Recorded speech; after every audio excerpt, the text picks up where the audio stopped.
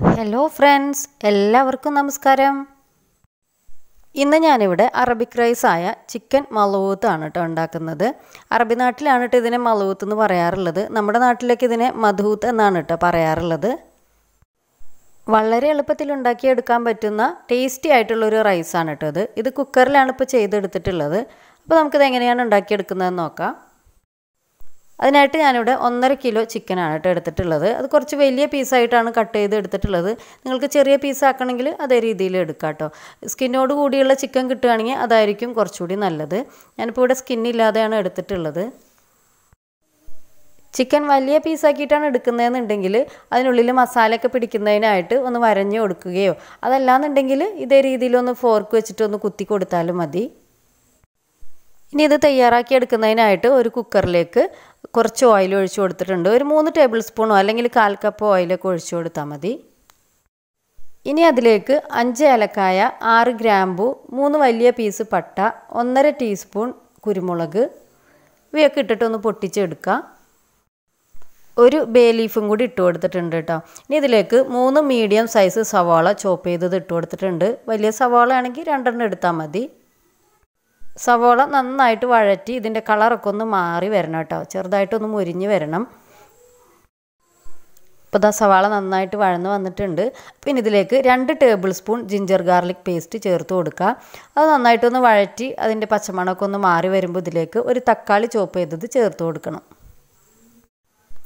ഒരു വലിയ തക്കാളിയാണ് കേട്ടോ എടുത്തിട്ടുള്ളത്.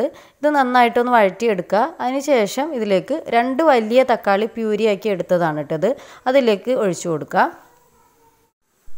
ഇത് നന്നായിട്ട് വഴറ്റി വെള്ളമൊക്കെ നന്നായിട്ട് വലിച്ചെടുക്കണം. അതിനുശേഷം ഇതിലേക്ക് 2 ടേബിൾ സ്പൂൺ അറബിക് മസാല ചേർത്ത് കൊടുക്കുന്നുണ്ട് കേട്ടോ.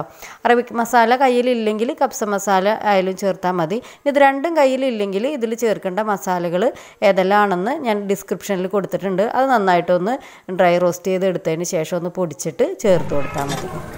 ഇതിലേക്ക് ക്യാപ്സിക്കം ഇട്ട് കൊടുത്തിട്ടുണ്ട്. ഇതൊന്ന് ജസ്റ്റ് ഒന്ന് വഴറ്റിയെടുത്തതിന് ശേഷം അതിലേക്ക് 2 ഉണക്കനാരങ്ങയും കൂടി ചേർത്ത് കൊടുത്തിട്ടുണ്ട്. ഇനി ഇതിലേക്ക് നമുക്ക് ചിക്കൻ വെച്ച് കൊടുക്കാം. ഇതിലേക്ക് ആവശ്യത്തിനുള്ള ഉപ്പും ചേർത്ത് കൊടുക്കാം.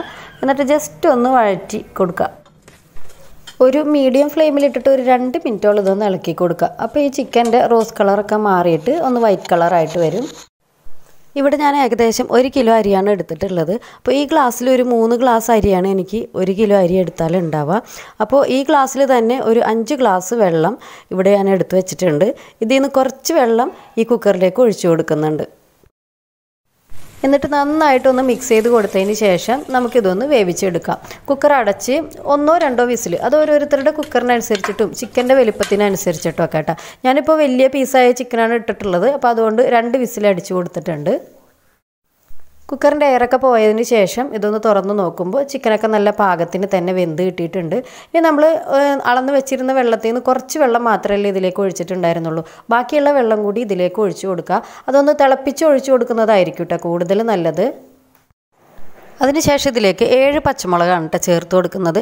നമ്മൾ അറബിക് റൈസിലൊക്കെ ചേർത്ത് കൊടുക്കുന്ന എരിവില്ലാത്ത പച്ചമുളക് ഉണ്ടെങ്കിൽ അത് ചേർത്ത് കൊടുക്കുക. ഇതിപ്പോൾ ഞാൻ സാധാരണ പച്ചമുളക് തന്നെയാണ് ചേർത്ത് കൊടുത്തിട്ടുള്ളത്. ഇനി ഇതിലേക്ക് ഒരു ചിക്കൻ ക്യൂബ് ചേർത്ത് കൊടുക്കുന്നുണ്ട്. അത് ഓപ്ഷനിലാണ് കേട്ടോ. ഒന്ന് പൊടിച്ച് ചേർത്ത് കൊടുത്തിട്ടുണ്ട്. ഇതിലേക്ക് ആവശ്യത്തിനുള്ള ഉപ്പും ചേർത്ത് കൊടുത്തിട്ടുണ്ട്.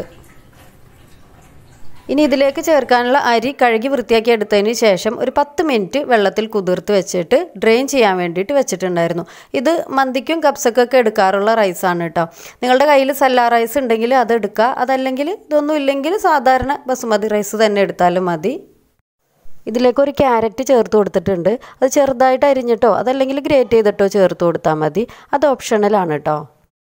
ഇതെല്ലാം കൂടി ഒന്ന് മിക്സാക്കി കൊടുത്തതിന് ശേഷം കുക്കർ അടച്ചിട്ട് ഒരു വിസിലടിച്ചതിന് ശേഷം ഫ്ലെയിം ഓഫ് ചെയ്തിട്ടുണ്ട്.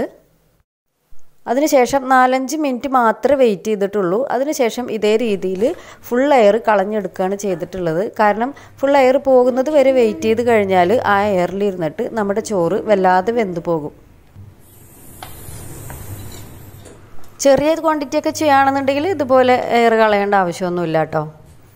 എങ്കിലും ഫുൾ എയർ പോകുന്നത് വരെ വെയിറ്റ് ചെയ്യാതിരിക്കുകയാണ് നല്ലത്. അതിനുശേഷം തുറന്ന് നോക്കിയപ്പോൾ ഇതാ കണ്ടില്ലേ, നല്ല പാകമായിട്ട് വെന്ത് നമുക്ക് കിട്ടിയിട്ടുണ്ട്. അരിയൊക്കെ നല്ല വിട്ട് കിടക്കുന്ന പരുവത്തിൽ നല്ല പാകമായിട്ട് കിട്ടിയിട്ടുണ്ട്. നല്ല സ്മെല്ലൊക്കെ വരുന്നുണ്ട്. ഞാൻ കുറച്ചൊരു പാത്രത്തിലേക്ക് സെർവ് ചെയ്ത് കാണിക്കുന്നുണ്ട്. പക്ഷേ നമ്മൾ കുക്കറിൽ റൈസ് ചെയ്ത് എടുക്കുമ്പോൾ വേറൊരു പാത്രത്തിലേക്ക് മാറ്റിയിട്ട് വേണം കേട്ടോ നമ്മൾ ഇത് സെർവ് ചെയ്യാനായിട്ട്. കാരണം കുക്കറിൽ തന്നെ ഇരിക്കുമ്പോൾ അടിഭാഗത്തുള്ള റൈസിനൊക്കെ വേവിനൊക്കെ വ്യത്യാസം വരും. അതുപോലെ ശരിക്കും നമുക്ക് സെർവ് ചെയ്ത് എടുക്കാനും പറ്റില്ല. അപ്പോൾ അതുകൊണ്ട് വേറൊരു പാത്രത്തിലേക്ക് മാറ്റിയതിന് ശേഷം സെർവ് ചെയ്യുന്നതാണ് നല്ലത്. ഞാനിപ്പോൾ ജസ്റ്റ് ഒരു പാത്രത്തിലേക്ക് സെർവ് ചെയ്ത് കാണിച്ചെന്നേ ഉള്ളൂ. ഇപ്പോൾ ബാക്കിയുള്ള റൈസ് ഞാൻ ഒരു പാത്രത്തിലേക്ക് മാറ്റി വെച്ചിട്ടുണ്ട്. അപ്പോൾ വളരെ എളുപ്പത്തിൽ ഉണ്ടാക്കാൻ പറ്റുന്ന ടേസ്റ്റി ആയിട്ടുള്ളൊരു റൈസാണിത്. അപ്പോൾ നിങ്ങൾക്ക് എൻ്റെ വീഡിയോ ഇഷ്ടമായിട്ടുണ്ടാവുമെന്ന് വിചാരിക്കുകയാണ്. നിങ്ങളുടെ എല്ലാ വിധത്തിലുള്ള സപ്പോർട്ടും പ്രതീക്ഷിക്കുന്നു. താങ്ക്